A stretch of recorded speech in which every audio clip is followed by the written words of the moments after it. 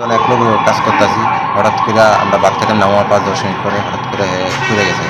বড় অবস্থা আমার কাছে গাড়ি আসলে আমি উপর থেকে নেমে এক সিঁড়ির মধ্যে আসলাম দুজন উপরে। This news is brought to you by Himalayan International Residential School, Siliguri, West Bengal. আমরা বিশালগড় নিয়ে আসি, বিশালগড় থেকে এটা কি কোনো পিলারের মধ্যে কাজ করতে আছে? ইলেকট্রিক সিস্টেম এটার মধ্যে কি বিদ্যুৎ পরিষেবা আছে না বন্ধ আছে? বন্ধ, এদিকে কোনো লাইন টেন নেই। পড়ার কারণটা কি?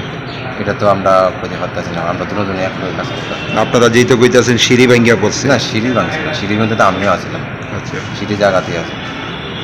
হঠাৎ করে এরকম কি হয়েছে যে উনি সিঁড়ির থেকে নিচে পড়ে আছে? তো- উনি তো আর নতুন কাজ করে না নিশ্চয়ই। এক্সপিরিয়েন্স কাজ করতেছে। কি হয়েছে বা আপনারা যে হাসপাতালে নিয়েছেন ডাক্তারবাবুরা কি কইছে? ডাক্তারবাবুরা তো কোনো কিছু বলছে না, পুষ্পনার রিপোর্ট আসলে ফোন দেবে। ডাক্তারবাবুরা বলতেছে ভিতরে পড়ছে যে ভিতরে ব্লাড ইনফেকশন হয়েছে।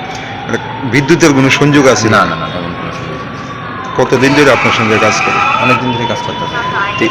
যে জায়গার মানে কাজ করতে আসলো এই জায়গাটার নাম কি? এরা টাকা জোলা গোলাঘাটি রোড।